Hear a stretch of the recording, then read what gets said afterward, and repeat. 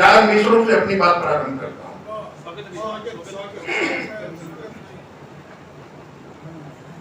एक जलता हुआ सवाल उठाता हूं, कलमकार बैठे हुए सियासतदानों से पूछता हूं, इस मुल्क की तबाही कितना करोगे हो? कविता का प्रजातंत्र मेरे सामने बैठा हुआ है, आशीर्वाद चाहिए आपका, मेरी जैन नहीं है, आपकी जैन आपको समर्पित कर रहा हूं। इस मुल्क की तबाही कितना करोगे हो? क्या है तुम्हारे दिल में, बता क्यों नहीं देते? इस मुल्क की तबाही कितना करोगे और क्या है तुम्हारे दिल में, बता क्यों नहीं देते? और जमहूरियत की लाश को कंधे पे उठाकर गांधी की समाधि पे चढ़ा क्यों?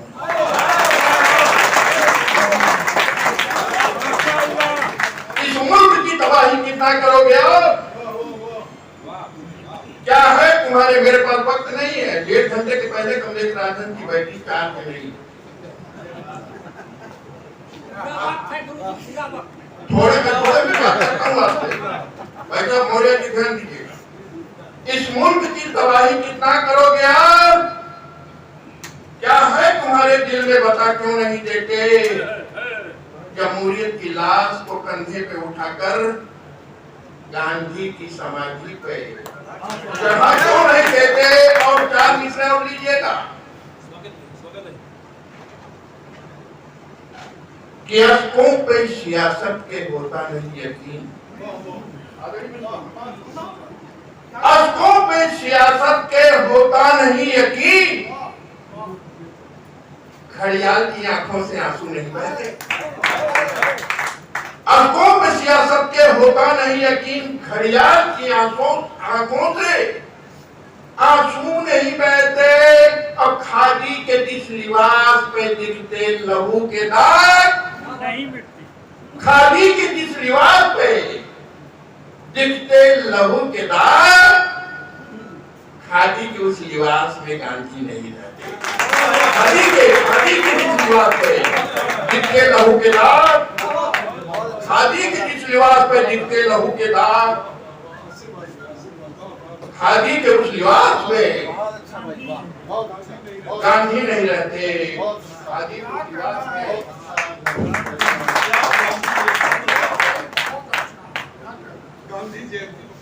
मित्रों, 75 वर्ष की आजादी है,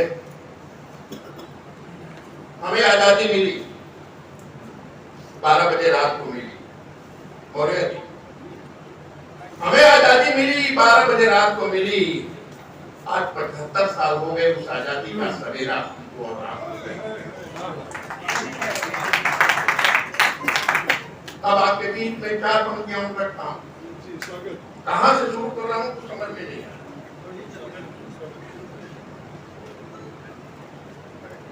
कि लोकतंत्र अलगाववाद की भेंट चढ़ गया। लोकतंत्र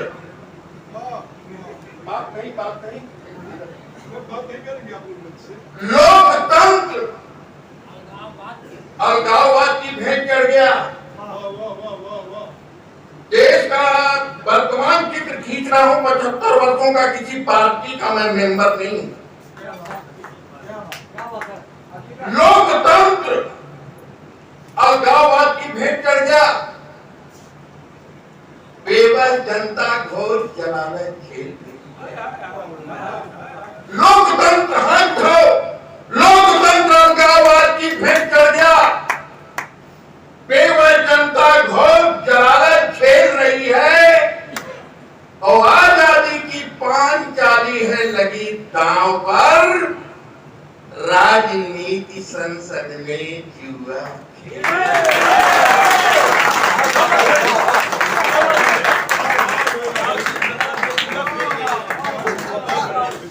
लोकतंत्र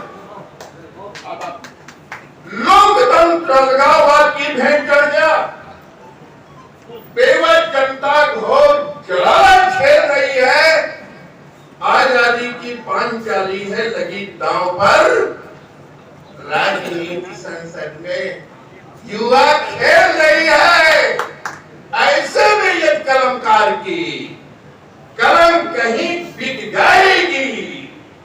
भूषण और दिनकर की छाती में दरार पड़ जाएगी।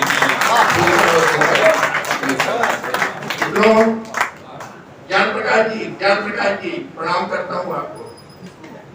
ब्राह्मण को सुन लीजिए। राज्य संत खड़ा है आपके बीच में, कभी नहीं। पूर्वांचल में खड़ा हूँ। प्रखर जी जानते हैं कि पूर्वांचल के लोग मुझे बहुत कम बुलाते हैं। इसलिए बहुत कम बुलाते हैं कि लोग कहते हैं कि जितने में पूरा कर सम्मेलन होता है उतना केवल कमलेश राजन पेमेंट लेता है। लेकिन यहाँ मौर्य जी बैठे हुए हैं। प्रखर जी मेरे बड़े भाई राम जैसे हैं, मैं इनका भरत हूँ।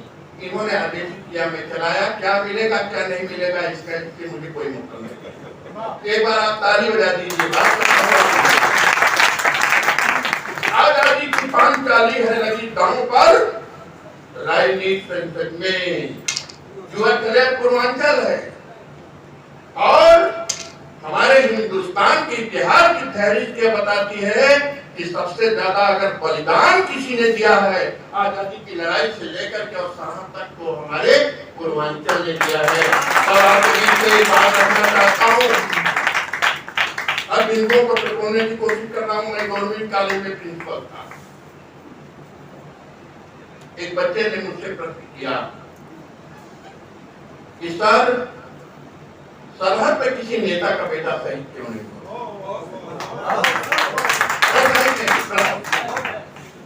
एक बच्चे ने मुझसे प्रश्न किया कि सर, सरहद पे किसी नेता का बेटा शहीद क्यों नहीं होता?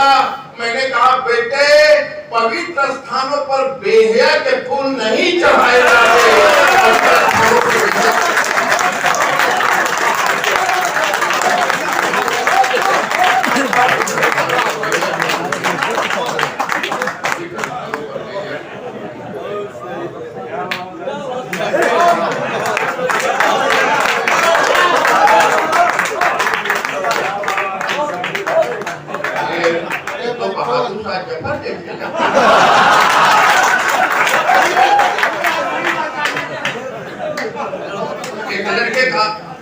एक लड़के का विषय ज्ञान लेने के लिए मैंने उसे प्रश्न किया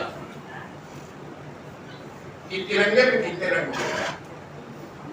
उसने कहा सर 5 रंग होते हैं। मैं उसको पीटने के लिए दौड़ा।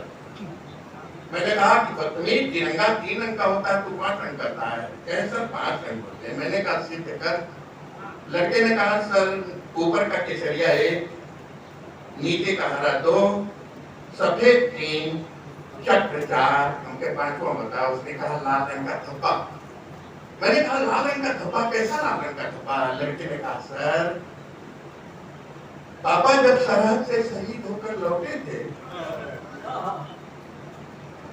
तो तिरंगे पर उनके खून का एक छोटा सा धब्बा था।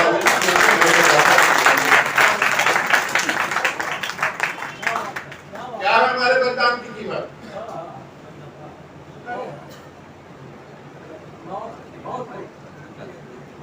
जल्दी आओ, कहना ना उनका।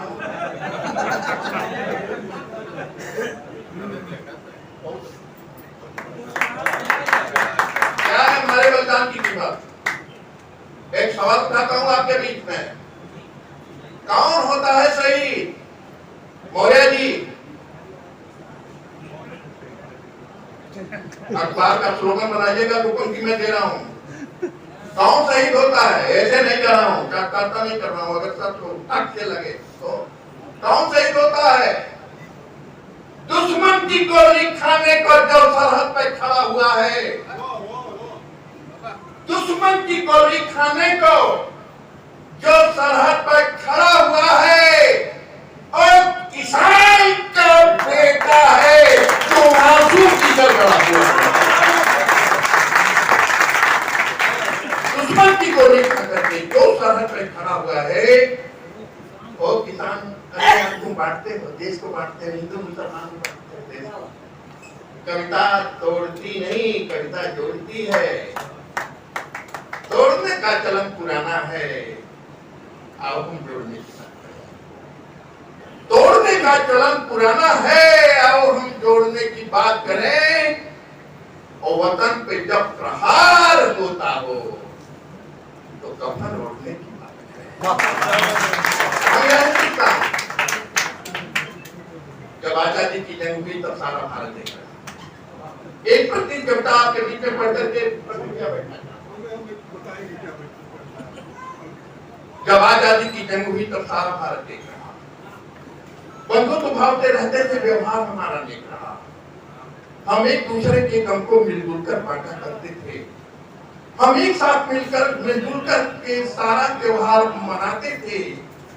जब आजादी की जंग हुई तब सारा भारत देख रहा। बंधुत्व भाव से रहते थे, व्यवहार हमारा नेक रहा। हम एक दूसरे के गम को मिलजुल कर बांटा करते थे। हम एक साथ मिलजुल कर के दुख की रातों को काटा करते थे। हम एक साथ मिलजुल कर के सारा त्योहार मनाते थे। बाहों से बाहें मिलती थी, हम धन धने हो जाते थे। हम एक दूसरे की बाहों में फूल वफा के होते थे। हम कभी अलग जब होते थे तब फूट फूट कर रोते थे। जब शादी या निकाह पर हर घर की महिलाएं जाती थी, जब दूल्हे के स्वागत में सब मिलजुल कर गीत सुनाते थे, जब हिंदू बहन विदा होती थी मुस्लिम भाई को। की धरती है जौनपुर, महाकुर्ता है मेरा गांव सारा ईद होली पर। महाकुर्ता है मेरा गांव सारा ईद होली पर। मुहर्रम पे बड़ी तादाद में मातम मनाते हैं। अरे सियासत का लगा चश्मा मेरे गांव को देखो, यहाँ रिजवान खोले नाक का कांवर बनाते हैं। हम एक दूसरे के गम को मिलजुल कर बांटा करते थे। बैठा भैया बैठ। हम एक साथ दुख की रातों को मिलकर काटा करते थे। हम एक साथ मिलजुल कर के सारा त्योहार मनाते थे। बाहों से बाहें मिलती थी, हम धन धने हो जाते थे। हम एक दूसरे की राहों में फूल बहार के होते थे। हम कभी अलग जब होते थे तब फूट फूट कर रोते थे। जब शादी या निकाह में हर घर की महिलाएं जाती थी, जब दूल्हे के स्वागत में सब मिलजुल कर गीत सुनाती थी। वो मंजर सुना रहा हूँ, मंजर दिखा रहा हूँ आपको। बोले जी याद कीजिए, कोई हिंदू लड़की की जब विदाई होती थी, गौने की डोली उठती थी, अमीना नाम की एक चाची आती थी, चुड़िहानी चाची। वो सुहाग चौक पर बैठी हुई बेटी की कलाइयों को हरी हरी थोड़ी देती थी। चाची की आंख बिटिया की आंख से मिलती थी। दोनों आंखों से गंगा जमुना की अजस्र धारा बहती थी। चाची रोती थी, लेकिन बिटिया के लिए मंगल कामना करती थी और गाती थी कि बनो तेरी अखियाँ सुर में धानी। और वह बिटिया जब चाची की गर्दन पकड़ करके फूट फूट करके रोती थी, उस समय हमारे हिंदुस्तान की कौमी यहती हमारे सामने आ करके